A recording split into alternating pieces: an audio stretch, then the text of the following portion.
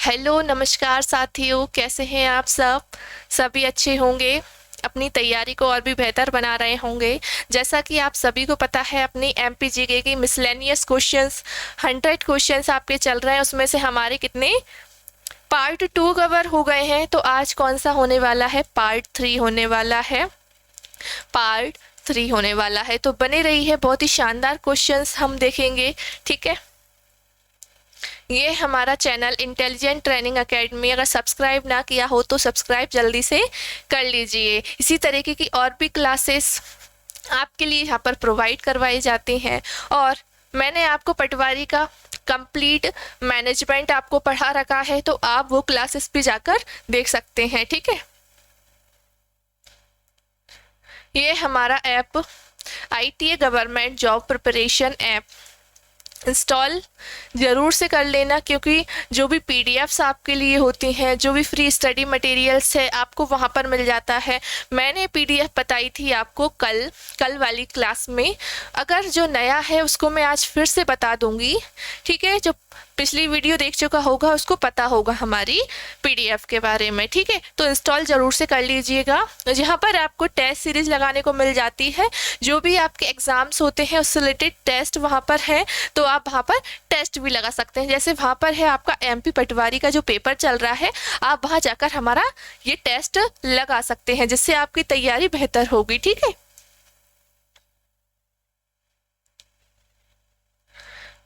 आप हमारे चैनल से मैथ भी बहुत अच्छे से पढ़ सकते हैं। ठीक है, ये है हमारा Telegram channel intelligent training academy. ठीक है, ज्वाइन होना बिल्कुल ना भूलिएगा। यहाँ पर जो भी आपको पढ़ाया जाता है क्लासेस में, वो आपको डेली क्लासेस की PDFs आपको कहाँ मिलती है, टेलीग्राम चैनल पर। ठीक है, इसके बाद डेली क्लासेस की नोटिफिकेशन आपको वहाँ मिल जाएगी, एग्ज़ाम नोटिफिकेशन आपको मिल जाती है, all important notes for your exam, जो भी इम्पोर्टेंट होता है। तो ज्वाइन बिल्कुल से हो जाइएगा।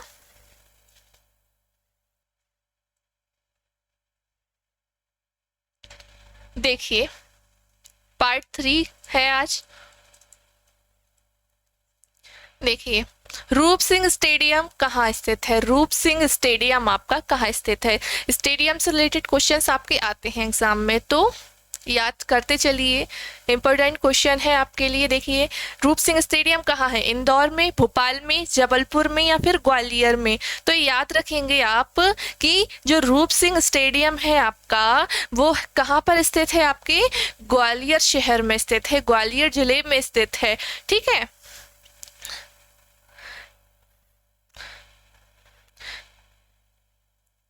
दूधिया रोशनी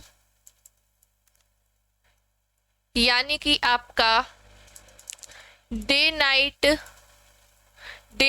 मैच की सुविधा, डे नाइट मैच की सुविधा कराने वाला मध्य प्रदेश का पहला स्टेडियम है। यानी कि जो डे नाइट की मैच की जो सुविधा होती है, वो सबसे पहले मध्य प्रदेश में वो कौन सा स्टेडियम बनाया गया, रूप सिंह स्टेडियम, जहाँ पर डे नाइट मैच की सुविधा थी। ठीक है, और बात करें कि इसमें सबसे पहला मैच कब खेला गया था और किसके बीच खेला गया था, तो याद रखिएगा, ये मैच खेला गया था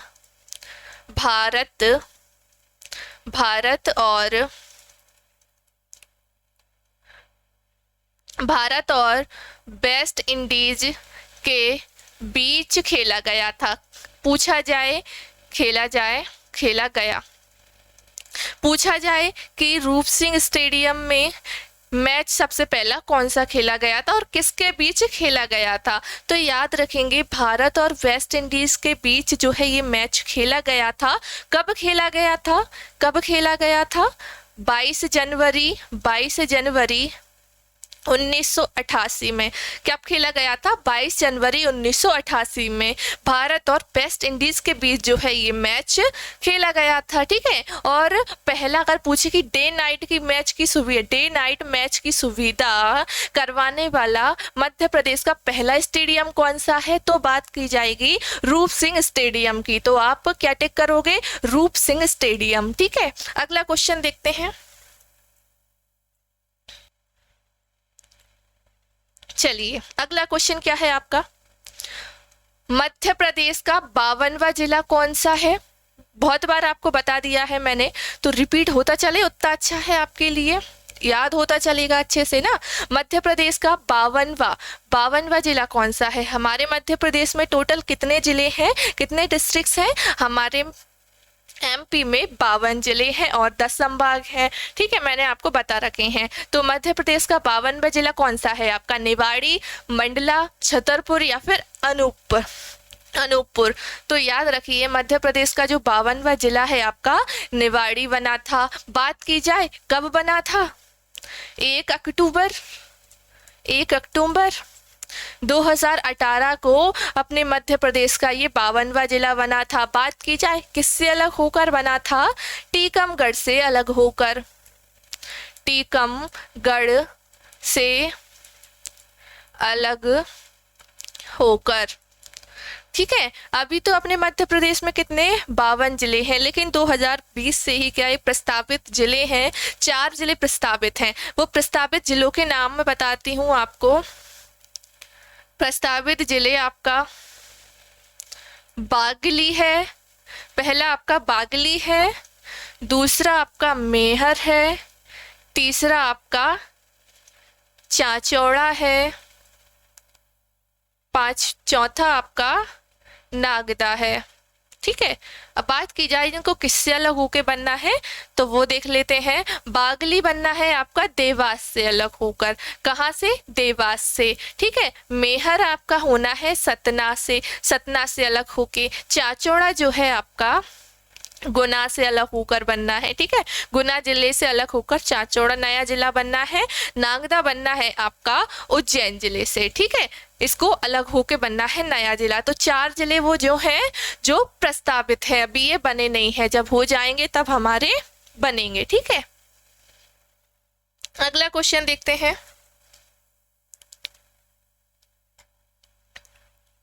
भारत में क्षेत्रफल की दृष्टि से घटते क्रम के राज्य, क्या भारत में क्षेत्रफल की दृष्टि से घटते हुए राज्य बताना है, ना कि बढ़ते हुए, घटते हुए, ठीक है। देखते हैं, पढ़ते हैं। महाराष्ट्र, राजस्थान तथा मध्य प्रदेश होगा, या फिर राजस्थान मध्य प्रदेश या महाराष्ट्र, या फिर राजस्थान महाराष्ट्र तथा मध्य प्रदेश, या फिर मध्य प्रदेश राजस्थान या महाराष्ट्र। इतना तो पता है ये तीनों में फेर है कि पहले पे कौन सा है।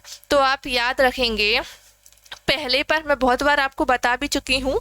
तो पहले पर क्या है आपका? राजस्थान है। सेकंड नंबर पर है ना भारत में क्षेत्रफल की दृष्टि से दूसरा सबसे बड़ा राज्य आपका कौन सा होगा? मध्य प्रदेश होगा, ठीक है।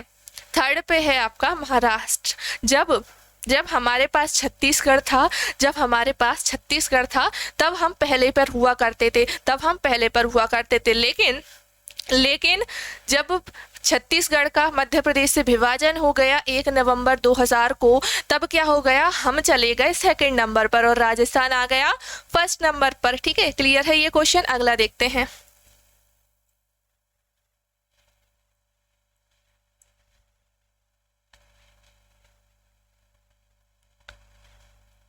देखिए भारत का स्वच्छ शहर कौन सा है? भारत का सबसे स्वच्छ शहर कौन सा होगा? वो आपके एमपी में ही है ना। महाराष्ट्र है, चंबल है, ग्वालियर है या फिर इंदौर है। तो सबसे स्वच्छ शहर आपका कौन सा है? हमें पता है बहुत अच्छे से, इंदौर है आपका सबसे स्वच्छ शहर। इसको टोटल 6 बार स्वच्छ भारत अभियान का किताब मिला है। पूरे टोटल 6 बार ये जीत चुका है ना स्वच्छ भारत अभियान में, ठीक है। सबसे स्वच्छ शहर आपका इंदौर है। सेकंड पर है आपका सूरत। क्या है? सूरत है, ठीक है। याद रखिएगा फर्स्ट आपका जो इंदौर शहर है वो सबसे स्वच्छ शहर है, एमपी में नहीं पूरे भारत में, ठीक है।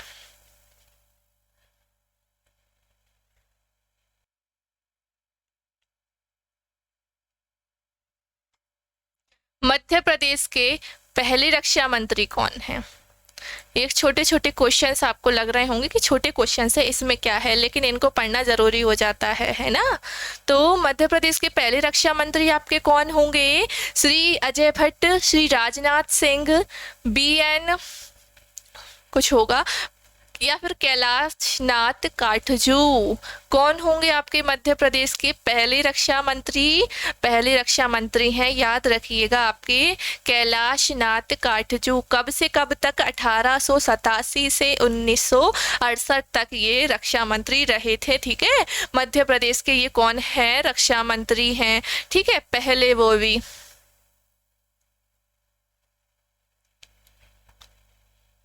पहले रक्षा मंत्री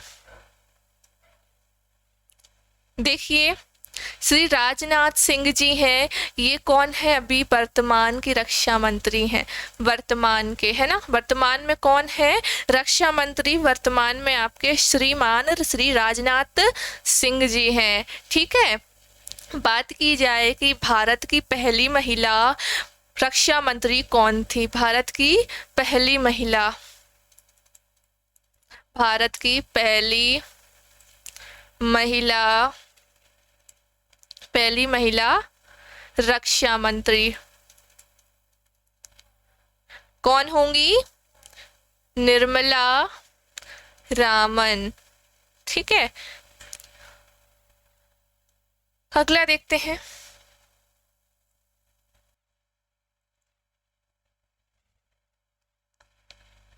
देखिए अगला क्वेश्चन क्या होगा आपका? पूर्व क्रिकेट कप्तान संध्या अग्रवाल का जन्म कहाँ हुआ था? पूर्व क्रिकेट कप्तान संध्या अग्रवाल का जन्म कहाँ पर हुआ था? खंडवा में हुआ, उज्जैन में हुआ, या फिर इंदौर में, या फिर सतना में?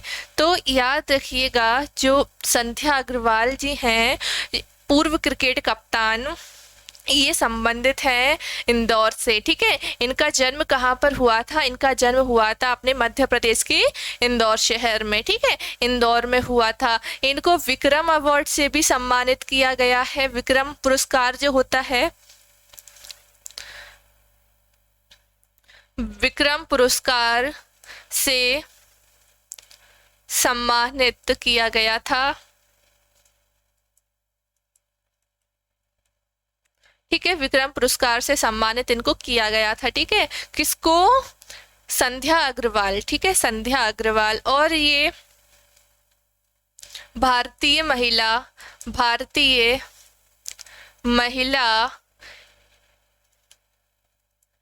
क्रिकेट टीम की कप्तान भी रह चुकी हैं, कप्तान भी ये रह चुकी हैं, ठीक है। तो याद रखना आप बिल्कुल, जो संध्या अग्रवाल हैं, कि जो फेमस जो व्यक्ति है जिसने खेल में कुछ जीता हो, है ना, तो उनका क्या, उनका पेपर में पूछ लिया जाता है कि ये कहाँ से संबंधित है, कहाँ इनका जन्म हुआ था। तो ये सब बातें आपको याद रखनी होंगी, ठीक है। और हमें पता है हमारा एमपी का जो राजकीय खेल है वो कौन सा है? मलखंभ है ना, मलखंभ है। और जब कोई उसे जीत लेता है तो उसे कौन सा जो पुरस्कार है उससे सम्मानित किया जाता है? ये आपका होमवर्क है, ठीक है। कमेंट करना है आपको इसका आंसर। जो मलखंभ खेल जो जीतता है, मलखंभ खेल जो होता है उसमें जो फर्स्ट आता है उसको कौन सा सम्मान दिया जाता है, ठीक है। मैं आपको कई बार बता चुकी हूँ, पिछली क्लासेस में मैंने आपको बता रखा है, ठीक है। कमेंट कीजिए इसका आंसर, फिर मैं अगली क्लास में जो होगी इसके बाद मैं बताऊंगी कि किसका सही था, ठीक है।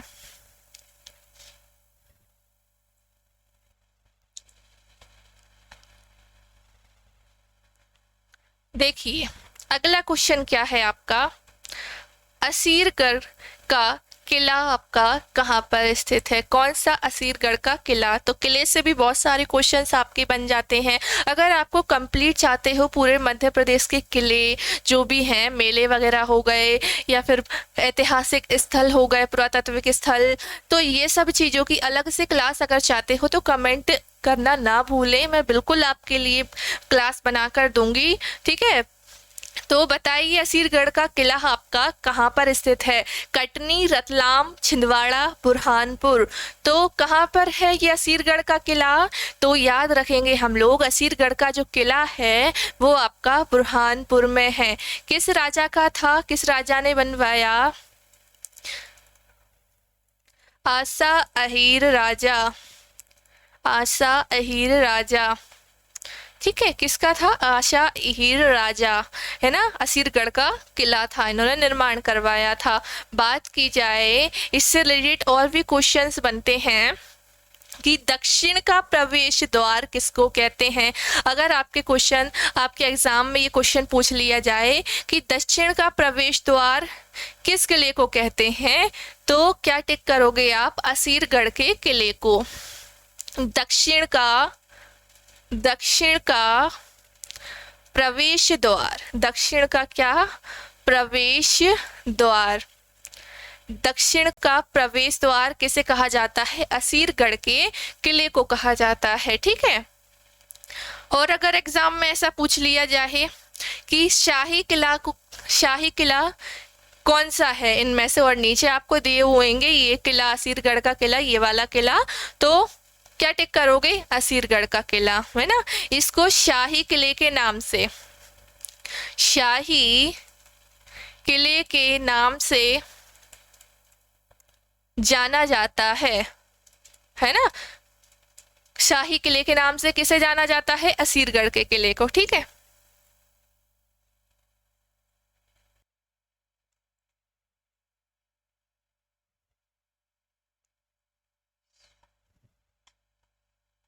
देखिए अगला क्वेश्चन क्या है। मध्य प्रदेश में सिंहस्थ कुंभ मेले का आयोजन कहाँ पर किया जाता है? सिंहस्थ कुंभ मेले का आयोजन कहाँ पर किया जाता है? विदिशा, होशंगाबाद, जबलपुर या फिर उज्जैन में? तो आपको याद रखना है जो सिंहस्थ कुंभ मेला है इसका आयोजन आपके उज्जैन जिले में किया जाता है। कौन सी नदी के तट पर बात करें तो क्षिप्रा नदी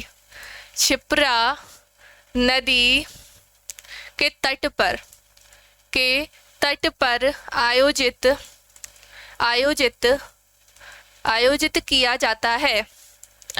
किया जाता है। पूछ लिया जाए कि सिंहस्थ कुंभ मेले का आयोजन किस नदी के तट पर किया जाता है, तो याद रखेंगे क्षिप्रा नदी के तट पर ये सिंहस्थ कुंभ मेले का आयोजन किया जाता है। ठीक है, प्रत्येक 12 वर्ष में कुंभ मेला लगता है, हम जानते हैं कितने, प्रत्येक 12 वर्ष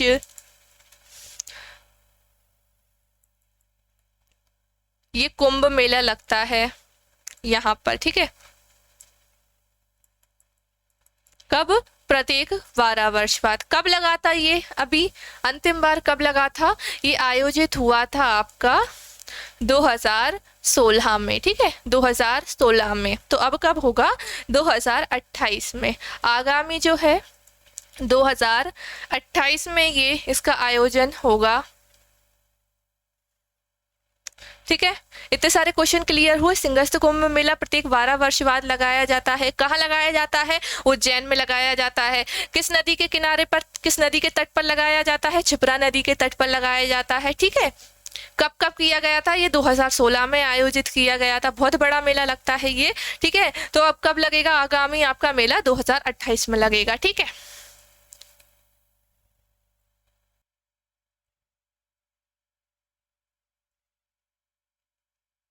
देखिए मध्य प्रदेश की प्रमुख नदी कौन सी है जिसे देवी का दर्जा दिया गया है? अपने एमपी की सबसे फेमस जो नदी है वो कौन सी है और जिसे हम किसका दर्जा देते हैं? देवी का दर्जा देते हैं, है ना। किसको देते हैं? जमुना नदी, गंगा नदी, नर्मदा नदी या सरस्वती नदी? तो हमें पता है अपने एमपी में कौन सी नदी बहती है, नर्मदा नदी है ना। यही मध्य प्रदेश की क्या है, प्रमुख नदी है। और इसी को क्या हम लोग देवी का दर्जा देते हैं, नर्मदा मैया को, है ना। नर्मदा नदी को जो है हम देवी का दर्जा दिया गया है, ठीक है। नर्मदा नदी, ठीक है, प्रमुख नदी। मध्य प्रदेश की जीवन रेखा, मध्य प्रदेश की जीवन रेखा, मध्य प्रदेश की जीवन रेखा कौन है, कौन से है? नर्मदा नदी को क्या कहते हैं, क्या कहा जाता है? मध्य प्रदेश की जीवन रेखा है ये, मध्य प्रदेश की जीवन रेखा है ये। कौन सी नदी? नर्मदा नदी, है ना, नर्मदा नदी। कहाँ से इसका उद्गम स्थल बात करें, उद्गम स्थल कहाँ से है आपका? अमरकंटक। कहाँ? आपके अनूपपुर जिले, अनूपपुर जिले, ठीक है। यहाँ से इसका उद्गम स्थल, जहाँ से ये उत्पन्न होती है, इसका उद्गम स्थल कहाँ पर है? अमरकंटक। कहाँ पर? अनूपपुर जिले में, ठीक है। और ये कहाँ से? आपके एमपी से होते हुए जाएगी महाराष्ट्र, गुजरात, और फिर कहाँ जाकर ये मिल जाती है? ये मिल जाती है आपके खंबात की खाड़ी में, है ना। कहाँ मिल जाती है? खंबात की खाड़ी में जाकर ये गिर जाती है ना। खंबात की खाड़ी, खंबात की खाड़ी में जाकर ये नदी जो है गिर जाती है ना। उद्गम स्थान क्या था? अमरकंटक से है ये, अनूपपुर जिले से, ठीक है। इसकी मध्य प्रदेश में टोटल लंबाई की, मतलब मध्य प्रदेश का बता रही हूँ, मध्य प्रदेश के अंदर ये कितना बहती है? इसकी लंबाई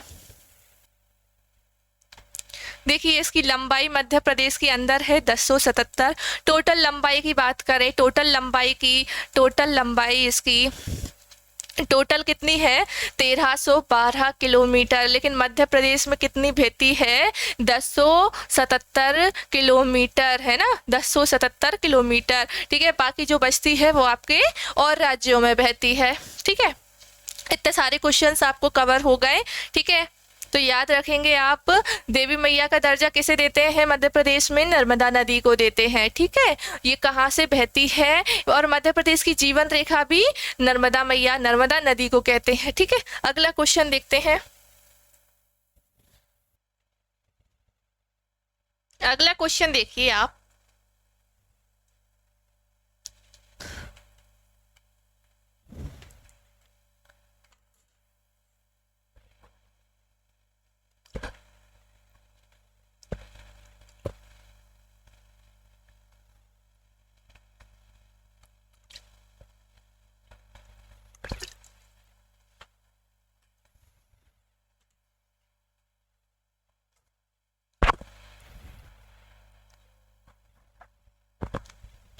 अगला क्वेश्चन देखते हैं। ओमकारेश्वर नर्मदा नदी पर स्थित एक प्रमुख क्या है? ओमकारेश्वर जो है जगह, जहाँ पर 12 ज्योतिर्लिंगों में से एक ज्योतिर्लिंग है आपका ओमकारेश्वर में, तो वो नर्मदा नदी पर स्थित क्या है? एक प्रमुख क्या है? जल डमरू, मध्य द्वीप, बांध या फिर पर्वत। तो याद रखेंगे हम, जो ओमकारेश्वर है वो नदी पर स्थित एक प्रमुख क्या है? द्वीप है। क्या है? द्वीप है। और उस द्वीप का नाम क्या है? शिवपुरी द्वीप, है ना। शिवपुरी द्वीप पर जो है वो स्थित है, ठीक है। ओमकारेश्वर मंदिर जहाँ 12 ज्योतिर्लिंगों में से एक है। तो 2 ज्योतिर्लिंग हमारे कहाँ पर?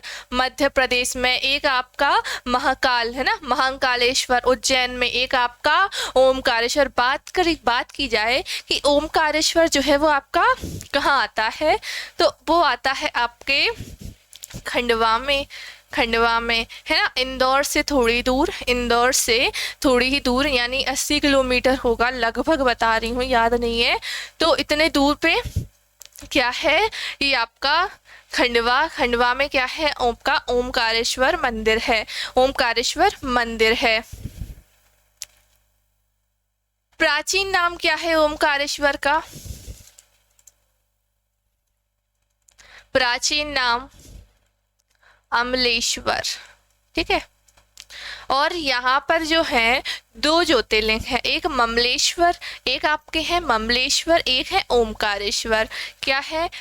ममलेश्वर, ममलेश्वर, दूसरे ओमकारेश्वर, ठीक है। पर इनको माना एक ही जाता है ना। हम ये नहीं कहते कि अपने एमपी में 3 है, हम यही कहते हैं ना हमारे एमपी में 2 है ज्योतिर्लिंग।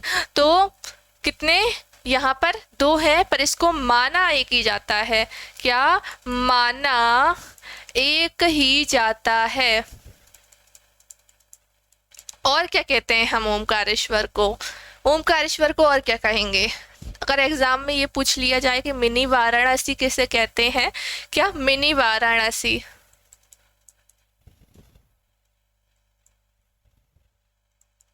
बनारस जैसे हम बोले मिनी बनारस, मिनी वाराणसी किसे बोलते हैं? ओमकारेश्वर को बोलते हैं, ठीक है। याद रहेगा, मिनी वाराणसी किसको? ओमकारेश्वर पे, ठीक है। तो ओमकारेश्वर नर्मदा नदी पर स्थित क्या है? एक प्रमुख द्वीप है। उस द्वीप का नाम शिवपुरी द्वीप है। कहाँ पर है ओमकारेश्वर पूछा जाए? आपके खंडवा में है। प्राचीन नाम अमलेश्वर, ठीक है। 2 है यहाँ पर, ममलेश्वर, एक ओमकारेश्वर, ठीक है। माना लेकिन एक ही जाता है, ठीक है। अगला क्वेश्चन देखें।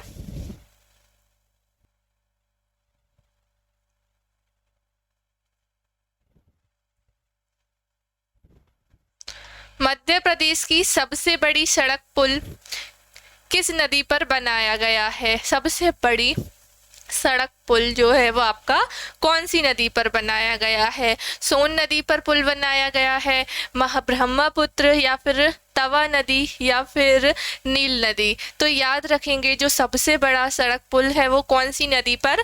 तवा नदी तवा नदी पर बनाया गया है सबसे, मध्य प्रदेश का सबसे बड़ा पुल, ठीक है। तवा नदी पर। तवा नदी क्या है? जो नर्मदा की सहायक नदी है। क्या है? नर्मदा की सहायक नदी है। क्या? तवा, ठीक है। तवा नदी, ठीक है। अगला क्वेश्चन देखें। देखिए अगला, देखिए वर्ष 2011 की जनगणना के अनुसार मध्य प्रदेश का सबसे कम जनसंख्या वाला जिला कौन सा है? सबसे कम जनसंख्या वाला जिला, ठीक है। 2000 लास्ट जनगणना हमारी कब हुई थी?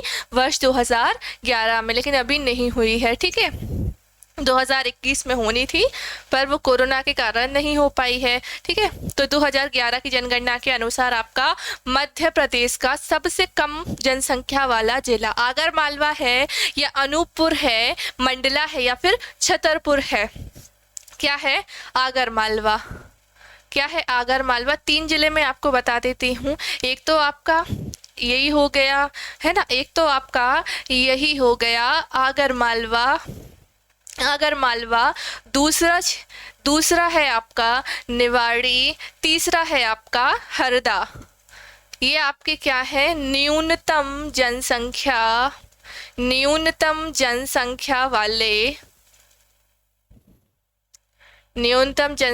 वाले जिले कौन कौन से? आपका आगरमालवा, निवाड़ी, हरदा, ठीक है। अगला देखते हैं, सर्वाधिक जनसंख्या वाले जिले कौन कौन से हैं, है ना। 2011 की जनगणना के अनुसार सर्वाधिक जनसंख्या वाले जिले, सर्वाधिक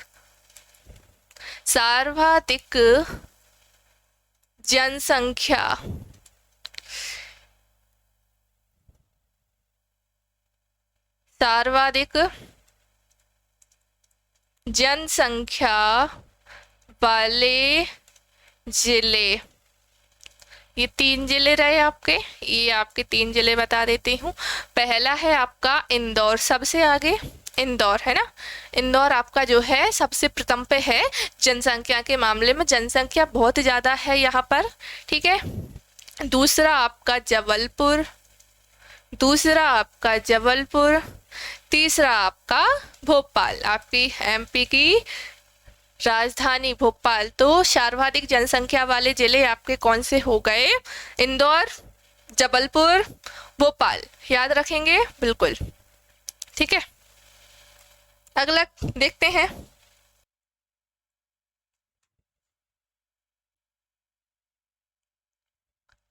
देखिए,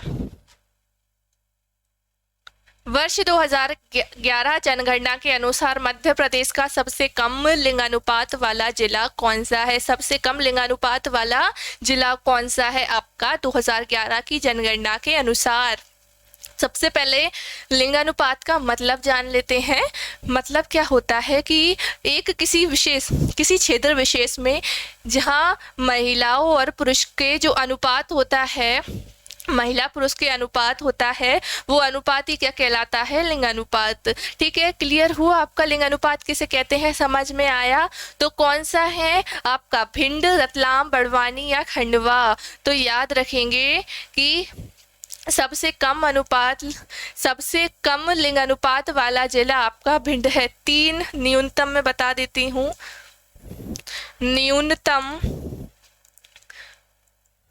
न्यूनतम लिंगानुपात वाले जिले, पहले पर भिंड, दूसरे पर मुरैना, तीसरे पर ग्वालियर। सबसे कम लिंगानुपात कहाँ पर? ये 3 जिले में है, ठीक है। सर्वाधिक भी देख लें हम, सर्वाधिक लिंगानुपात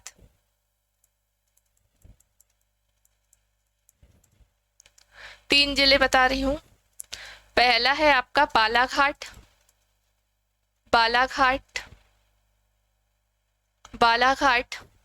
दूसरा आपका अलीराजपुर,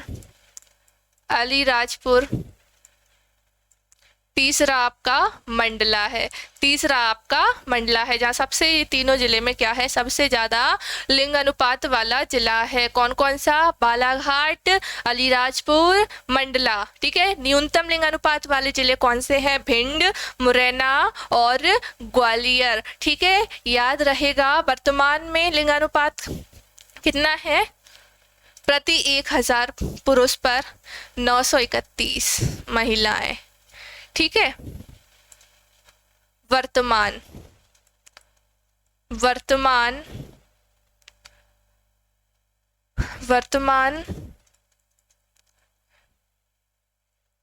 लिंगानुपात, ठीक है। प्रति 1000 पुरुष पर कितनी? 931 महिलाएं हैं। तो याद रहेगा ये क्वेश्चन। अगला देखते हैं हम।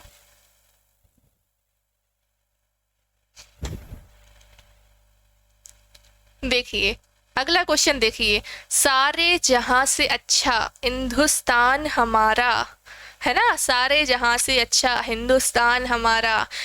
तो ये बड़ा ही प्यारा गीत है। तो इसके लेखक कौन है बताना है। मिर्जा गालिब या फिर अहमद फराजी या फिर इसरार अहमद या फिर मोहम्मद इकबाल। तो फेमस गीत है आपका सारे जहां से अच्छा हिंदुस्तान हमारा। याद रखेंगे ये लेखक कौन है इसके? मोहम्मद इकबाल। कौन है? मोहम्मद इकबाल है, ठीक है।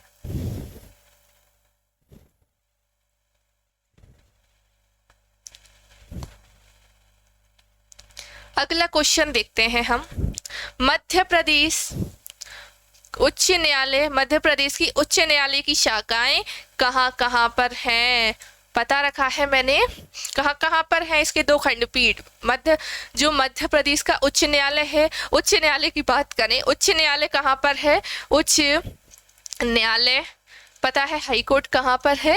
जबलपुर में है आपके, एमपी के जबलपुर में स्थित है आपका मध्य प्रदेश का उच्च न्यायालय, ठीक है। और इसकी 2 शाखाएं कहाँ कहाँ पर है? चंबल तिरुवनंतपुरम या फिर जबलपुर तथा भोपाल या फिर उज्जैन धारीवाल या इंदौर या फिर तथा ग्वालियर। तो याद रखेंगे इसकी 2 शाखाएं हैं, कि कौन कौन सी? एक इंदौर, दूसरी आपकी ग्वालियर है। खंडपीठ कितने हैं?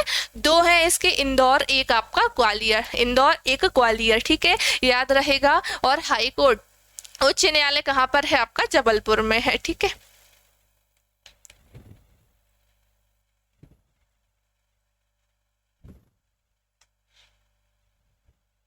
अगला क्वेश्चन क्या कह रहा है आपका, मध्य प्रदेश की ऊर्जा राजधानी के नाम से किसे जाना जाता है? मध्य प्रदेश की ऊर्जा राजधानी के नाम से किसे जाना जाता है? सतना को जाना जाता है, छिंदवाड़ा को, सिंगरौली को, या फिर उमरिया को? किसको जानते हैं हम मध्य प्रदेश की ऊर्जा राजधानी किसको कहते हैं? सिंगरौली को कहते हैं, है ना। सिंगरौली किससे अलग होकर बना था? सीधी से अलग होकर बना था, ठीक है, सीधी से अलग होकर सिंगरौली बना था, ठीक है। तो इसे कहते हैं ऊर्जा राजधानी सिंगरौली को, है ना। मध्य प्रदेश को में बहुत सारे जिले हैं जिनको क्या राजधानी का दर्जा दिया गया, लेकिन राजधानी तो एक भोपाल है। प्रशासनिक राजधानी मैंने आपको बता रखी है जितनी भी राजधानियां हैं, है ना। तो उसी में से एक क्या है, सिंगरौली को क्या कहा जाता है? ऊर्जा राजधानी, ठीक है। फिर खेल राजधानी किसे कहते हैं ये भी बता रखा है आपको। खेल राजधानी आपकी कौन सी है? इंदौर है ना, इंदौर है। बहुत सारी राजधानियां मैंने आपको बता रखी मध्य प्रदेश, ठीक है। अगला क्वेश्चन देखते हैं हम।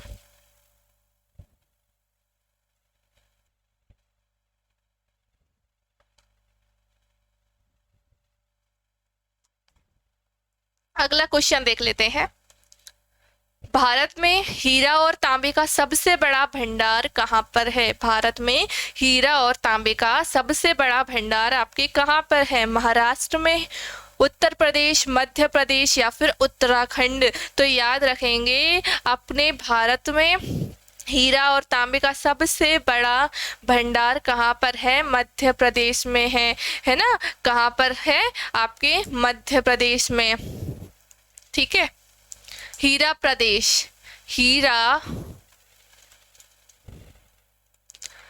प्रदेश किसको कहते हैं हम?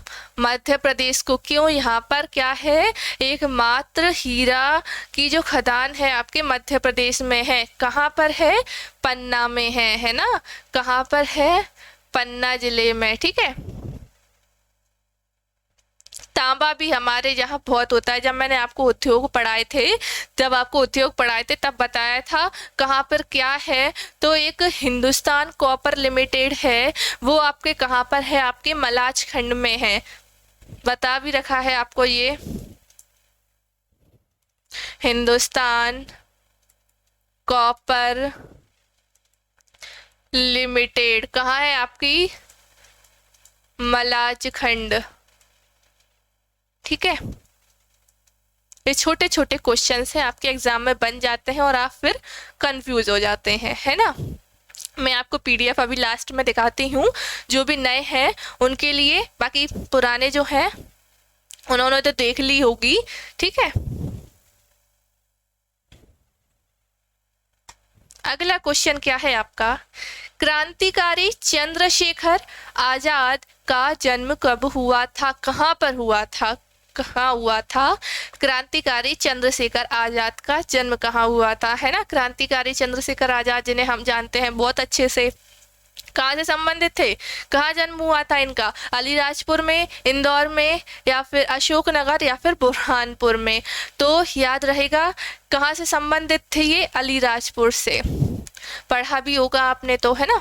अलीराजपुर में इनका जन्म हुआ था। अगला क्वेश्चन हम देख लेते हैं।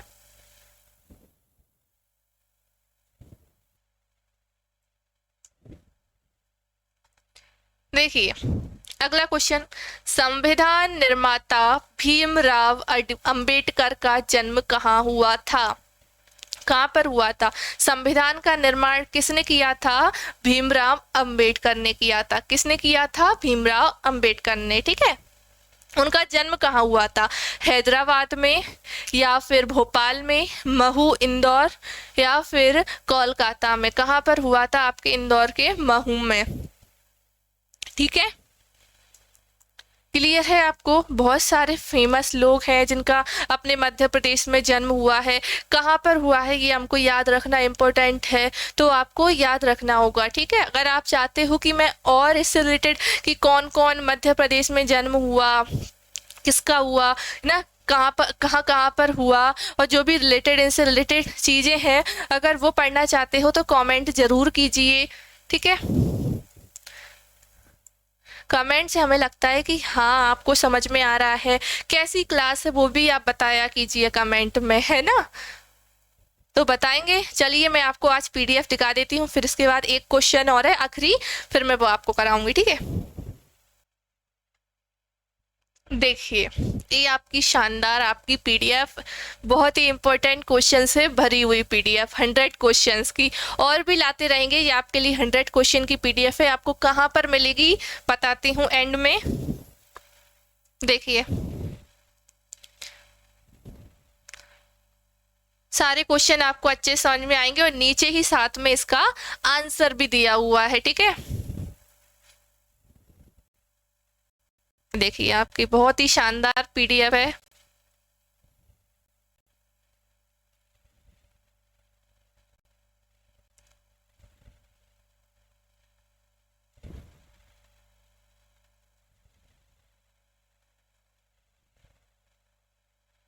देखिए टोटल 100 क्वेश्चंस इसमें दिए गए हैं आपके, ठीक है। बहुत ही इंपॉर्टेंट क्वेश्चंस हैं आपके, ये एग्जाम से रिलेटेड।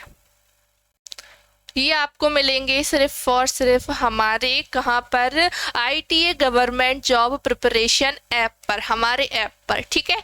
तो इंस्टॉल ज़रूर से कर लीजिएगा, और इस पीडीएफ को आप पढ़िए, क्वेश्चनों को याद कीजिए। मैं आपको कंप्लीट करा भी रही हूँ, लेकिन एक बार पीडीएफ होती है हमारे पास तो अच्छे से याद हो जाते हैं, ठीक है। तो देखिए चलते हैं लास्ट क्वेश्चन आपका।